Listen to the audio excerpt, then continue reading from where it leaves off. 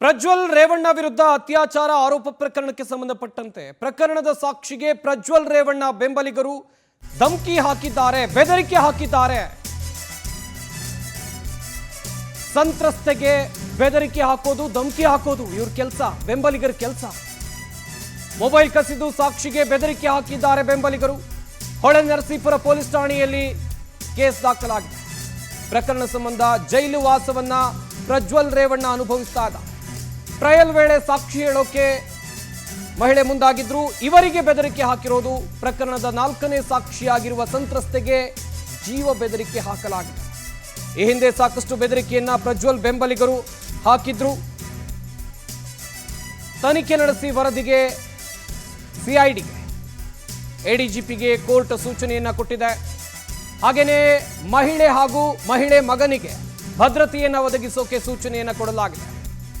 CID ಎಡಿಜಿಪಿಗೆ ಸೂಚನೆಯನ್ನ city civil court ಕೊಟ್ಟಿರೋದು. ಸಂತ್ರಸ್ತೆ ಕೋರ್ಟ್ಗೆ ಹೋಗಿ ಸಾಕ್ಷಿ ಹೇಳುವಂತ ಸಂತ್ರಸ್ತೆಗೆ ಬೆದರಿಕೆ ಹಾಕ್ತಾರೆ ಅಂತ ಹೇಳಿದ್ರೆ ಇವರಿಗೆ ಯಾರ ಭಯನೂ ಇಲ್ವಾ? ಹಾಗಾದ್ರೆ ಸಂತ್ರಸ್ತೆ ಪರ ಸಾಕ್ಷಿಗೆ ಬೆದರಿಕೆ ಹಾಕಿರೋದು ಗಮನಿಸಬೇಕಾದಂಥ ವಿಚಾರ. ಇಲ್ಲಿ ಸದ್ಯ ಬೆಂಬಲಿಗರ ಅತಿರೇಕದ ವರ್ತನೆ ಮುಂದುವರಿತಾ ಇದೆ. ಪ್ರಜ್ವಲ್ ರೇವಣ್ಣ ಅತ್ಯಾಚಾರ ಪ್ರಕರಣದಲ್ಲಿ ಜೈಲು ಸೇರಿ ಜೀವಾವಧಿ ಶಿಕ್ಷೆಯನ್ನ ಅನುಭವಿಸ್ತಾ ಇದ್ದಾರೆ. ಆದರೆ ಇಲ್ಲಿ ಸಂತ್ರಸ್ತೆ ಪರ ಸಾಕ್ಷಿ ಇದಾರಲ್ಲ, ಅವರಿಗೆ ಧಮಕಿ ಹಾಕುವಂತ ಕೆಲಸ ಆಗ್ತಾ ಇದೆ. ಸದ್ಯ ಬೆಂಗಳೂರಿನ ಸಿಟಿ ಸಿವಿಲ್ ಕೋರ್ಟ್ ಸೂಚನೆಯನ್ನು ಕೂಡ ಕೊಟ್ಟಿದೆ. ಇದರ ಬಗ್ಗೆ ತನಿಖೆ ಆಗಬೇಕು ಅಂತೇಳಿ ತನಿಖೆಯನ್ನು ನಡೆಸಿ ವರದಿಯನ್ನು ಕೊಡುವಂತೆ ಸಿಟಿ ಸಿವಿಲ್ ಕೋರ್ಟ್ ಸೂಚನೆಯನ್ನು ಕೂಡ ಕೊಟ್ಟಿದೆ.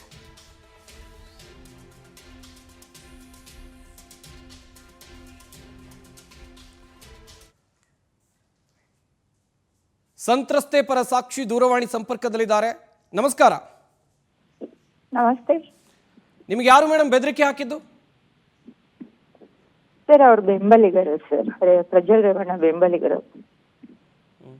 ನಿಮ್ಗೆ ಯಾವಾಗ ಬೆದರಿಕೆ ಹಾಕಿದ್ರು, ಎಲ್ಲಿ ಬೆದರಿಕೆ ಹಾಕಿದ್ರು, ಒಂದ್ ಸ್ವಲ್ಪ ಡೀಟೇಲ್ ಆಗಿ ಹೇಳ್ಬೋದಾ?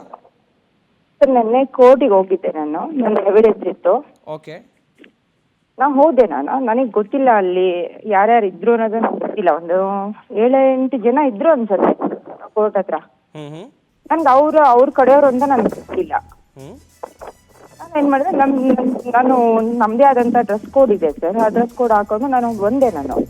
ಬಂದಾಗ ಇದ್ರು ನೋಡಿದ್ರು, ಅಬ್ಸರ್ವ್ ಮಾಡ್ತಾ ಇದ್ರು. ಅವರು ಅಬ್ಸರ್ವ್ ಮಾಡ್ತಾ ಇದ್ರು. ಮಮತಾ ಮೇಡಮ್ ಎಲ್ಲ ಕುತ್ಕೊಂಡು ಒಳಗೆ ಕರ್ಕೊಂಡೋಗಿ ಎಲ್ಲ ಮಾತಾಡಿಸ್ತಾ ಇದ್ರು. ಆಮೇಲೆ ನಾನು ಏನ್ ಮಾಡಿದೆ, ತಗೊಂಡು ಡ್ರೈವರಿಗೆ ಇದು ಇಟ್ಕೊ ಅಂತ ಹೇಳಿ ಫೋನ್ ಅಲ್ಲಿ ಕೊಟ್ಟೆ. ಅವ್ರೇನು, ನಾನು ಒಳಗೆ ಹೋದೆ ಸರ್, ನಾನು ಕೋರ್ಟ್ ಒಳಗೆ ಹೋದಾಗ ಅಲ್ಲಿ ಅವ್ರು ಬಂದ್ಬಿಟ್ಟು ಅವನ ಹತ್ರ 2 ಫೋನನ್ನು ಅವರೇ ಜೇಬಲ್ಲಿ ಕೈ ಹಾಕಿ 2 ಫೋನನ್ನು ತಗೊಂಡಿದ್ದಾರೆ. ನಿಮ್ ಫೋನ್ ಅನ್ನು ತಗೊಂಡ್ರು? ಹಾ, ಹೌದು. ಓಕೆ. ಆಮೇಲೆ ತಗೊಂಡು ಆಮೇಲೆ ಅವನು ಹೇಳಿದಾನೆ, ಯಾಕಣ್ಣ ನಮ್ಮ ಫೋನ್ಗಳು ಏನ್ ಬೇಕು, ಏನಕ್ ಬೇಕು ಅಂತ ಕೇಳಿದಾನೆ. ಅದಕ್ಕೆ ಅವನು ಅವರೆಲ್ಲ ಬಂದು ಏನು ಕೇಳಲೇ ಇಲ್ಲ, ಏನು ಅನ್ಲೇ ಇಲ್ಲ ಅಂತ ಅಂದ್ಬಿಟ್ಟು ಬಂದು 2 ಕೈಯಲ್ಲೂ 2 ಫೋನ್ ಕಿತ್ಕೊಂಡಿದ್ದಾರೆ. ಓಪನ್ ಮಾಡೋದು ಆ ಹುಡ್ಗನ್ ನಾನ್ ಡ್ರೈವರ್ ಹತ್ರ ಕೊಟ್ಟಿದ್ದೆ. ನೋಡಿದ್ರು ಅವರು, ನಾನು ಫೋನ್ ಕೊಟ್ಟಿದ್ನ ನೋಡಿದ್ರು. ನೋಡ್ಬಿಟ್ಟು ತಗೊಂಡು ಪ್ಯಾಟರ್ನ್ ಓಪನ್ ಮಾಡು ಅಂತ ಹೇಳಿದ. ಯಾಕೆ ಅಂತ ಕೇಳಿ. ಆಮೇಲೆ ಮೊದ್ಲೇ ನೊಂದಿದೆ, ಮತ್ತೆ ನೋಯ್ಸಕ್ ಬಂದಿದ್ದೀರಾ ನೀವೆಲ್ಲ ಅಂತ ಹೇಳದ್ನಂತೆ. ಆಲ್ರೆಡಿ ನೊಂದಿದೆ ಜೀವ, ಮತ್ತೆ ನೋಯ್ಸಕ್ ಬಂದಿದ್ದೀರಾ ನೀವೆಲ್ಲ ಅಂತ ಕೇಳ್ದಂಗೆ. ಅವಾಗ ಗೊತ್ತಾಗಿದೆ ಇವ್ರೇ ಅಂತ, ಇವ್ರ ಬೆಂಬಲಿಗರು ಅನ್ನೋದು ಅವ್ನಿಗೆ ಗೊತ್ತಾಗಿದೆ. ಆಮೇಲೆ ಫೋನ್ ಕಿತ್ಕೊಂಡು ಪ್ಯಾಟರ್ನ್ ಎಲ್ಲ ಓಪನ್ ಮಾಡಿ ನೋಡಿದ್ದಾರೆ ಸರ್. ಪ್ಯಾಟರ್ನ್ ಎಲ್ಲ ಓಪನ್ ಮಾಡಿ ಮೆಸೇಜ್ಗಳನ್ನ ಚೆಕ್ ಮಾಡಿದ್ದಾರೆ, ಕಾಲ್ಸ್ಗಳು ಯಾರ್ಯಾರಿಗೆ ಕಾಲ್ ಮಾಡಿದಾರೆ ಅನ್ನೋ ಚೆಕ್ ಮಾಡಿದ್ದಾರೆ. ಆಮೇಲೆ ಇದೆಲ್ಲ ನಿಮ್ಗೆ ಯಾಕೆ ಬೇಕು ಅಂತ ಹೇಳಿ ಅವನೇನ್ ಮಾಡಿದಾನೆ, ಫೋನ್ ಕಿತ್ಕೊಂಡಿದ್ದಾನೆ ಮತ್ತೆ ಕೈಯಿಂದ ಕಿತ್ಕೊಂಡು ವಾಶ್ರೂಮ್ ಹತ್ರ ಹೋಗಿದ್ದಾನೆ ಸರ್. ಅಲ್ಲಿಗೂ ಅವ್ರನ್ನ ಫಾಲೋ ಮಾಡ್ಕೊಂಡು ಹೋಗಿದ್ದಾರೆ. ಫಾಲೋ ಮಾಡ್ಕೊಂಡು ಅವನನ್ನ ನಿಮ್ಮನ್ನ ಫಾಲೋ ಮಾಡ್ಕೊಂಡು ಬಂದಿದ್ದಾರೆ ಅವರು. ನನ್ನನ್ನಲ್ಲ, ಡ್ರೈವರ್ ನನ್ನ ಹೊಳಗಿದ್ದೆ ಸರ್. ನಾನು ಸಾಕ್ಷಿ ಹೇಳ್ತಾ ಇದ್ದೆ ಆ ಟೈಮಲ್ಲಿ ನಡೆದಿದ್ದು. ನಾನು ಹೊಳಗಿದ್ದೆ, ಕೋರ್ಟ್ ಹೊಳಗಿದ್ದೆ, ನಾನು ಸಾಕ್ಷಿ ಹೇಳ್ತಾ ಇದ್ದೆ. ಆ ಟೈಮಲ್ಲಿ ಹುಡುಗನ್ಗೆ ಆ ರೀತಿ ಮಾಡಿರೋದು ಸರ್. ಈ ಹಿಂದೆ ಎಲ್ಲಾದ್ರೂ ನೋಡಿದ್ರ ಅವರನ್ನ ನೀವು? ನನಗ್ ಗೊತ್ತಿಲ್ಲ ಅವ್ರು ಯಾರು ಅಂತ ಗೊತ್ತಿಲ್ಲ ಸರ್. ಅವ್ರ ಓಕೆ, ಒಟ್ಟಾರೆ 7 ಜನ ಇದ್ರು. ಅದ್ಯಾರೋ ಉಂಡೆ ರವಿ ಅನ್ನೋದೊಂದು ಬಂತು ನನ್ಗೆ. ಯಾರೋ ಉಂಡೆ ರವಿ ಅಂತ ನಂಗೆ ಗೊತ್ತಿಲ್ಲ ಸರ್. ನಂಗೆ ನಾನ್ ನೋಡಿಲ್ಲ ಅವ್ರನ್ನ. ಓಕೆ, ಮುಂದೆ ಏನಾಯ್ತು ಮೇಡಮ್? ಉಂಡೆ ರವಿ ಅನ್ನೋದ್ ಹೆಸರು. ಮುಂದೆ ಏನಾಯ್ತು? ಆಮೇಲೆ ನಾನೇ ಸಾಕ್ಷಿ ಎಲ್ಲ ಹೇಳಿ ಆಚೆ ಬಂದೆ ಸರ್. ನಮ್ಮ ಹುಡುಗರು ಯಾರು ಇರ್ಲಿಲ್ಲ. ಓಕೆ, ನನ್ ಜೊತೆ ಬಂದಿದ್ದವ್ರು ಯಾರು ಇರ್ಲಿಲ್ಲ. ಆಮೇಲೆ ಫೋನ್ ಮಾಡ್ತು. ನನ್ನ ಹತ್ರ ಫೋನು ಇಲ್ಲ, ನನ್ ಫೋನು ಅವನ ಹತ್ರ ಇದೆ ಅನ್ಕೊಂಡು ನಾನ್ ಅನ್ಕೊಂಡಿದೀನಿ. ಅವ್ರು ಕಿತ್ಕೊಂಡಿದ್ದಾರೆ ಅಂತ ಗೊತ್ತಿಲ್ಲ.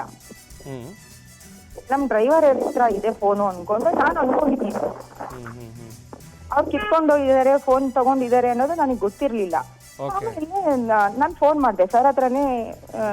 ಫೋನ್ ತಗೊಂಡು ಅಲ್ಲಿ ನನ್ನ ನಂಬರಿಗೆ ಕಾಲ್ ಮಾಡ್ದೆ. ಪಿಕ್ ಮಾಡ್ತಿರ್ಲಿಲ್ಲ. ಆಮೇಲೆ ಯಾಕೆ ಪಿಕ್ ಮಾಡ್ತಿಲ್ಲ ಅಂತ ಅಂದ್ಬಿಟ್ಟು 2-3 ಸಲ ನಾನು ಫೋನ್ ಮಾಡಿದೆ. ಸುಮ್ಮನೆ ಕೂತಿದ್ದೆ ನಾನು. ಇಲ್ಲ ಅಂದ್ರೆ ಚೇಂಬರ್ ಒಳಗೆ ಕೂತಿದ್ದೆ ನಾನು. ಬರ್ತಾರೇನೋ ಹುಡುಗರು ಬಂದು ನನಗೆ ಕರ್ಕೊಂಡು ಹೋಗ್ತಾರೇನೋ ಅಂತ ಅಂದ್ಬಿಟ್ಟು ತುಂಬಾ ಸಲ ಕಾಲ್ ಮಾಡಿದ್ದಾರೆ. ಪೊಲೀಸರು ಕೂಡ ಕಾಲ್ ಮಾಡಿದ್ದಾರೆ ನನ್ನ ನಂಬರಿಗೆ. ಆಮೇಲೆ ಗೊತ್ತಾಯ್ತು ನಮ್ಮ ಹುಡುಗರಿಗೆ ಅವ್ರ ಕಡೆಯವರು ತೊಂದರೆ ಮಾಡಿದ್ದಾರೆ ಅಂತ. ಹೆಂಗ್ ಗೊತ್ತಾಯ್ತು ನಿಮ್ಗೆ? ಫೋನ್ ಮಾಡಿ ಸರ್. ಫೋನ್ ಮಾಡಿದಾಗ ಸರ್ ನಮ್ ಜೊತೆಗೆ ಇದ್ದು ಪೊಲೀಸರು ಕಾಲ್ ಮಾಡಿದ್ದಾರೆ. ನೀವು ಫೋನ್ ಮಾಡಿದಾಗ ರಿಸೀವ್ ಮಾಡಿದ್ರು ಅವರು? ನಾನ್ ಮಾಡಿದಾಗ ರಿಸೀವ್ ಮಾಡಿಲ್ಲ. ಓಕೆ, ನಾನ್ ಮಾಡಿದಾಗ ರಿಸೀವ್ ಮಾಡ್ಲೇ ಇಲ್ಲ ಸರ್ ಕಾಲ್. ಒಂದು 3-4 ಟೈಮ್ಸ್ ಮಾಡಿದೆ. ಆಮೇಲೆ ಮಾಡಿದ್ದಾರೆ. ಅವಾಗ ಅಷ್ಟೊಳಗೆ ಫೋನ್ ಕೊಟ್ಟಿದ್ದಾರೆ. ಕೊಟ್ಟಾಗ ರಿಸೀವ್ ಮಾಡಿ ಹೇಳಿದ್ದಾರೆ. ಆಮೇಲೆ ಕೇಳ್ಕೊಂಡಿದ್ದಾರೆ ಏನೇನ್ ಆಯ್ತು ಅಂತ ಕೇಳ್ಕೊಂಡಿದ್ದಾರೆ. ಎಲ್ಲ ಡೀಟೇಲ್ಸ್ ಹೇಳಿದ್ದಾರೆ. ಹಿಂಗಾಯ್ತು ಹಿಂಗಾಯ್ತು ಅಂತ ಅಂದ್ಬಿಟ್ಟು. ಎಷ್ಟೊತ್ತು ಕರ್ಕೊಂಡೋಗಿ ಇಟ್ಕೊಂಡಿದ್ರು ಅವರು? ಸರ್ ನಾ ಒಳಗಿದ್ದೆ. ಎಷ್ಟೊತ್ತು ಏನು ಅಂತ ನಂಗೆ ಗೊತ್ತಿಲ್ಲ. ನಾ ಒಳಗಿದ್ದೆ. ನಾನು ಎವಿಡೆನ್ಸ್ ಮುಗಿದು ಆಚೆಗೆ ಬಂದ್ಮೇಲೆ ನನಗೆ ವಿಷಯ ಗೊತ್ತಾಗಿದ್ದು. ನಾನು ಮೋಸ್ಟ್ಲಿ ನಾನು ಫೋನ್ ಕೊಟ್ಟಾಗ್ಲೇ ಅಬ್ಸರ್ವ್ ಮಾಡಿದಾಗ್ಲೇ ಅವ್ರು ಮೋಸ್ಟ್ಲಿ ತಗೊಂಡಿದ್ರು ಅನ್ಸುತ್ತೆ. ನನಗೆ ಗೊತ್ತೇ ಇಲ್ಲ. ಫೋನ್ ತಗೊಂಡಿರೋದು ಗೊತ್ತಿಲ್ಲ.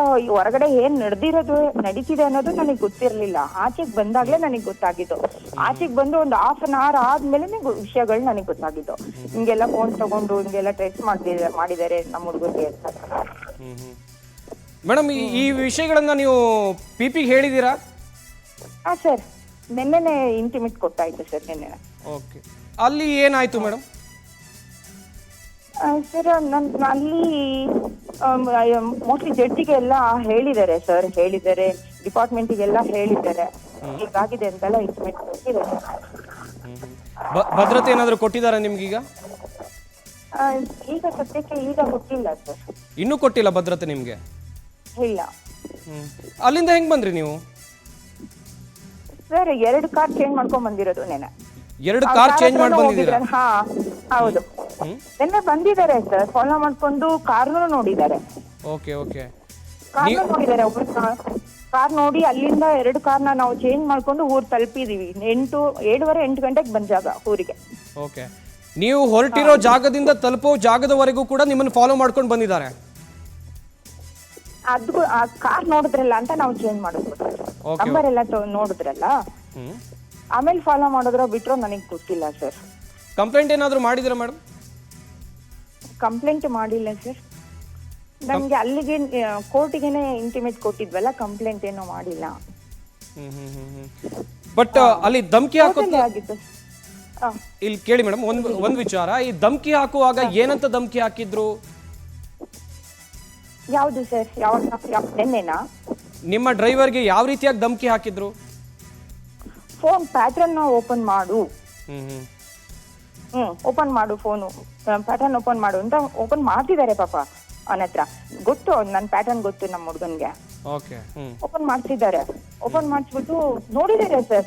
ವಾಟ್ಸಪ್ ಅಲ್ಲಿ ಯಾರ್ಯಾರು ಮೆಸೇಜ್ ಮಾಡಿದ್ದಾರೆ, ನನ್ನ ಕಡೆಯಿಂದ ಯಾರಿಗೆ ಕಾಲ್ ಹೋಗಿದೆ, ಅವ್ರ ಕಡೆ ನನ್ಗೆ ಯಾರು ಕಾಲ್ ಬಂದಿದೆ. ನಾನು ಯಾಕೆ ಬೇರೆಯವ್ರಿಗೆಲ್ಲ ನಾನು ಯಾಕೆ ಮಾಡ್ಬೇಕು? ನಾನು ಯಾಕೆ ಭಯ ಪಡ್ಬೇಕು? ಸರ್? ನಡೆದಿರೋದ್ನ ನಾ ಹೇಳಿದೀನಿ. ನಡೆದಿರೋದ್ನ ಹೇಳ್ತಾ ಅವಶ್ಯಕತೆನೇ ಇಲ್ಲ ಸರ್ ಬೇರೆಯವ್ರ ಜೊತೆಗೆಲ್ಲ ಮಾತಾಡೋದು. ಎಲ್ಲ ಫೋನ್ ಎಲ್ಲ ಚೆಕ್ ಮಾಡಿ. ನಂಗೆ ಅವಾಗ ಸಿಕ್ಕಾಬಿಟ್ಟೆ ಕೋಪ ಬಂತು ಸರ್. ನಿಜವಾಗ್ಲೂ ಚೆಕ್ ಮಾಡೋಕೆ ಅವ್ರು ಯಾರು? Yes, thank you power TV ಜೊತೆಗೆ ಮಾತನಾಡಿದ್ದಕ್ಕಾಗಿ. ಗಮನಿಸ್ತಾ ಇರಬಹುದು, ಸಂತ್ರಸ್ತೆ ಪರ ಸಾಕ್ಷಿಯ ಡ್ರೈವರನ್ನು ಕರ್ಕೊಂಡೋಗಿ ಅವರನ್ನ ಫಾಲೋ ಮಾಡಿಕೊಂಡು ಮೊಬೈಲನ್ನು ತಗೊಂಡು ಪ್ಯಾಟರ್ನ್ ಅನ್ನು ಓಪನ್ ಮಾಡಿ ಯಾರಿಗೆ ಕಾಲ್ ಮಾಡ್ತಾರೆ, ಯಾರಿಗೆ ಮೆಸೇಜ್ ಮಾಡಿದ್ದಾರೆ ಇದನ್ನೆಲ್ಲ ನೋಡೋದು. ಇದು ಬೆಂಬಲಿಗರು ಮಾಡ್ತಾ ಇರುವಂಥ ಕೆಲಸ. ಸಾಕ್ಷಿ ನಾಶದ ಕೆಲಸವನ್ನು ಮಾಡ್ತಾ ಇದ್ದಾರೆ. ಹಾಗಾದ್ರೆ ಇವರು ಒಂದು ಕಡೆಯಲ್ಲಿ ಸಾಯೋ ತನಕ ಜೈಲಲ್ಲಿ ಇರಬೇಕಾದಂಥ ಪರಿಸ್ಥಿತಿ ಈ ವ್ಯಕ್ತಿಗಿದೆ. ಎಸ್, ಈ ಬಗ್ಗೆ ಇನ್ನಷ್ಟು ಮಾಹಿತಿಯನ್ನು ಕೊಡ್ತಾರೆ ನಮ್ಮ ಪ್ರತಿನಿಧಿ ವೆಂಕಟೇಶ್. ನೇರ ಸಂಪರ್ಕದಲ್ಲಿ ಜಾಯ್ನ್ ಆಗ್ತಾ ಇದ್ದಾರೆ. ವೆಂಕಟೇಶ್, ಸಂತ್ರಸ್ತೆ ಪರ ಸಾಕ್ಷಿಗೆ ಬೆದರಿಕೆ ಹಾಕಿರುವಂಥ ಪ್ರಕರಣ, ಇಲ್ಲಿ ಬೆದರಿಕೆ ಹಾಕಿದವ್ರು ಯಾರು, ಅವರ ಗುರುತು ಪತ್ತೆ ಮಾಡುವಂಥ ಕೆಲಸ ಆಗಿದೆಯಾ? ಹಾಗೇನೆ ಅವರಿಗಿನ್ನೂ ಯಾಕೆ ಭದ್ರತೆಯನ್ನು ಕೊಟ್ಟಿಲ್ಲ? ಸಂಪತ್, ಏನಂತ ಹೇಳಿದ್ರೆ ಈಗಾಗಲೇ ಏನು ಲೈಂಗಿಕ ದೌರ್ಜನ್ಯ ಮತ್ತು ಅತ್ಯಾಚಾರ ಪ್ರಕರಣದಲ್ಲಿ ಅಜೀವಾವಧಿ ಶಿಕ್ಷೆಯನ್ನು ವಿಧಿಸಿರುವಂಥದ್ದು ನ್ಯಾಯಾಲಯ, ಜನಪ್ರತಿನಿಧಿಗಳ ವಿಶೇಷ ನ್ಯಾಯಾಲಯ ಒಂದು ಮಹತ್ವದ ಒಂದು ಐತಿಹಾಸಿಕ ಆದೇಶವನ್ನು ಕೊಟ್ಟಿರುವಂಥದ್ದು ಮಾಜಿ ಸಂಸದ ಪ್ರಜ್ವಲ್ ರೇವಣ್ಣಗೆ. ಈಗ ಮತ್ತೊಂದು 2-3 ಪ್ರಕರಣಗಳು ಕೂಡ ಅವ್ರ ಮೇಲೆ ಇರುವಂಥದ್ದು. ಹೊಳೆನರಸೀಪುರದಲ್ಲಿ ಆಗಿರುವಂತಹ ಮತ್ತೊಂದು ಪ್ರಕರಣ ಸಂಬಂಧಪಟ್ಟಂತೆ ಏನು ಒಂದು ಸಾಕ್ಷಿದಾರರೇನಿದ್ದಾರೆ ಅವರಿಗೆ ಒಂದು ಬೆದರಿಕೆ ಹಾಕುವಂಥ ಕೆಲಸವನ್ನು ಅವರ ಬೆಂಬಲಿಗರು ಮಾಡ್ತಾ ಇದ್ದಾರೆ ಅಂತ ಹೇಳಿ ಆ ಸಾಕ್ಷಿದಾರರು ಕೂಡ ನ್ಯಾಯಾಲಯದ ಮೊರೆ ಹೋಗಿರುವಂಥದ್ದು. ಈಗ ನ್ಯಾಯಾಲಯವು ಕೂಡ ಸಿಐಡಿ ಅಧಿಕಾರಿಗಳಿಗೆ ಒಂದು ಆ ಮಗು ತಾಯಿ ಮತ್ತು ಮಗನ ಏನಿದ್ದಾನೆ ಅವರಿಗೆ ಒಂದು ಸೂಕ್ತ ಬಂದೋಬಸ್ತನ್ನು ಒದಗಿಸಬೇಕು ಅಂತ ಹೇಳಿ ನ್ಯಾಯಾಲಯವು ಕೂಡ SIT CID ಅಧಿಕಾರಿಗಳಿಗೆ ADGP ಅವರಿಗೆ ಒಂದು ಆದೇಶವನ್ನು ಕೊಟ್ಟಿರುವಂಥದ್ದು. ಆ ಹಿನ್ನೆಲೆಯಲ್ಲಿ ಆ ಒಂದು ಸಾಕ್ಷಿಗಳನ್ನ ಏನು ಭದ್ರ ಮಾಡುವಂತಹದ್ದು ಮತ್ತೆ ಸಂರಕ್ಷಿಸಬೇಕಾದದ್ದು ಕೂಡ ಕರ್ತವ್ಯ ಅವರದೇ ಆಗಿರುವಂತದ್ದು. ಹಾಗಾಗಿ ಈ ಒಂದು ಪ್ರಕರಣ ಸಂಬಂಧಪಟ್ಟಂತೆ ಎಲ್ಲಿ ಸಾಕ್ಷಿ ನಾಶ ಮಾಡೋದಕ್ಕೆ ಈಗ ಮುಂದಾಗ್ತಾ ಇದ್ದಾರೆ. ಯಾಕಂತ ಹೇಳಿದ್ರೆ ಜೈಲಿನಲ್ಲಿ ಒಳಗಡೆ ಇದ್ದಂತಹ ಸಂದರ್ಭದಲ್ಲಿ ಕೂಡ ಪ್ರಜ್ವಲ್ ರೇವಣ್ಣ ಮೊಬೈಲ್ ಅನ್ನು ಬಳಕೆ ಮಾಡಿದ್ರು. ಹಾಗಾಗಿ ಅವರ ಬೆಂಬಲಿಗರಿಗೆ ಈ ವಿಚಾರಗಳನ್ನ ತಿಳಿಸಿರಬಹುದು. ಅಂದ್ರೆ ಈಗಾಗಲೇ ಈ ಒಂದು ಕೇಸ್ಗೆ ಸಂಬಂಧಪಟ್ಟಂತೆ ಏನು ಒಂದು ಸಾಕ್ಷಿಗಳಿದ್ದಾರೆ ಅದನ್ನ ಯಾವ ರೀತಿಯಾಗಿ ನಾಶ ಮಾಡಬೇಕು, ಏನೋ ಅದರ ಬಗ್ಗೆ ಪ್ಲಾನ್ ಮಾಡಿದ್ರ ಅನ್ನುವಂತಹ ಕುತೂಹಲಕಾರಿ ಅಂಶಗಳು ಈಗ ಹೊರಗಡೆ ಬರ್ತಾ ಇರುವಂತೆ. ಯಾಕಂದ್ರೆ ಕೇವಲ ಅವರ ಕುಟುಂಬಸ್ಥರ ಜೊತೆ ಮಾತ್ರ ಮಾತಾಡ್ತಾ ಇದ್ರ ಅನ್ನುವಂತಹ ಒಂದು ಅನುಮಾನ ಇತ್ತು. ಆದ್ರೆ ಈಗ ಸಾಕ್ಷಿದಾರರಿಗೆ ಬೆದರಿಕೆ ಹಾಕ್ತಾ ಇದ್ದಾರೆ ಅವರ ಪರ ಬೆಂಬಲಿಗರು ಅಂತ ಹೇಳಿದ್ರೆ ಸೊ ಇವರ ಒಂದು ಕಮ್ಯುನಿಕೇಶನ್ ಆಗಿದೆಯಾ ಅನ್ನುವಂತಹದ್ದು ಕೂಡ ಇಲ್ಲಿ ಇಂಪಾರ್ಟೆಂಟ್ ಆಗಿರುವಂತದ್ದು. ಈ ಸಾಕ್ಷಿದಾರರಿಗೆ ಏನೋ ಒಂದು ಬೆದರಿಕೆ ಹಾಕುವಂತ ಒಂದು ಪ್ರಯತ್ನವನ್ನು ಮಾಡ್ತಾ ಇದ್ದಾರೆ. ಈ ಹೈ ಪ್ರೊಫೈಲ್ ಕೇಸ್ಗಳಲ್ಲಿ ಇದೇ ರೀತಿಯಾದಂತಹ ಒಂದು ಕೃತ್ಯಗಳು ಕೂಡ ಆಗ್ತಾ ಇರುವಂತದ್ದು. ಹಾಗಾಗಿ CID ಅಧಿಕಾರಿಗಳು ಕೂಡ ಅವರಿಗೆ ಬೆಂಬಲವನ್ನ ಅಂದ್ರೆ ಸೂಕ್ತ ಬಂದೋಬಸ್ತನ್ನು ಕೂಡ ಕೊಡಬೇಕಾದಂತಹ ಒಂದು ವ್ಯವಸ್ಥೆಯನ್ನ ಮಾಡಬೇಕಾಗುತ್ತೆ. ಈಗ ಈ ಸಾಕ್ಷಿಗಳು ಅನ್ನೋದು ಇಲ್ಲ ಅಂತ ಹೇಳಿದಿದ್ರೆ ಈ ಒಂದು ಪ್ರಕರಣದಲ್ಲಿ ಏನು ಈ ಕಳೆದ ಒಂದು ಲೈಂಗಿಕ ದೌರ್ಜನ್ಯ ಮತ್ತು ಅತ್ಯಾಚಾರ ಕೇಸ್ನಲ್ಲಿ ಕೂಡ ಅವರು ಹೊರಗಡೆ ಬರ್ತಾ ಇದ್ದಾರೆ. ಡಿಜಿಟಲ್ ಎವಿಡೆನ್ಸ್ ಗಳನ್ನ ಅಧಿಕಾರಿಗಳು ಅಷ್ಟು ನೀಟಾಗಿ ಮತ್ತು ಏನು ಒಂದು ಸಂತ್ರಸ್ತರು ಕೊಟ್ಟಂತ ಹೇಳಿಕೆಗಳನ್ನ ಸಂರಕ್ಷಿಸಿದ್ರು. ಹಾಗಾಗಿ ಅವರಿಗೆ ಒಂದು ಕೇಸ್ನಲ್ಲಿ ಕೂಡ ಒಂದು ಶಿಕ್ಷೆ ಆಯಿತು. ಈ ಒಂದು ಪ್ರಕರಣದಲ್ಲಿ ಏನಾದರೂ ಅಧಿಕಾರಿಗಳು ಎಡವಿದ್ದೆ ಆದ್ರೆ ಮತ್ತೆ ಆ ಸಾಕ್ಷಿಗಳಿಗೆ ಬೆದರಿಕೆ ಹಾಕಿ ಜೀವ ಭಯ ಬರಬಹುದು. ಆ ರೀತಿ ಆಗಬಾರ್ದು ಅನ್ನುವಂತಹ ನಿಟ್ಟಿನಲ್ಲಿ ಕೂಡ ಈಗ ನ್ಯಾಯಾಲಯ ಒಂದು ಆದೇಶವನ್ನು ಕೊಟ್ಟಿದೆ. ಆದ್ರೆ ಇನ್ನು ಅವರಿಗೆ ಯಾಕೆ ಈ ಒಂದು ಭದ್ರತೆಯನ್ನು ಒದಗಿಸಿಲ್ಲ ಅನ್ನುವಂತಹ ಪ್ರಶ್ನೆ ಕೂಡ ಈಗ ಕಾಡ್ತಾ ಇರುವಂತಹದ್ದು. Sampath. Yes, thank you Venkatesh ತಮ್ಮೆಲ್ಲ ಡೀಟೇಲ್ಸ್ಗಾಗಿ.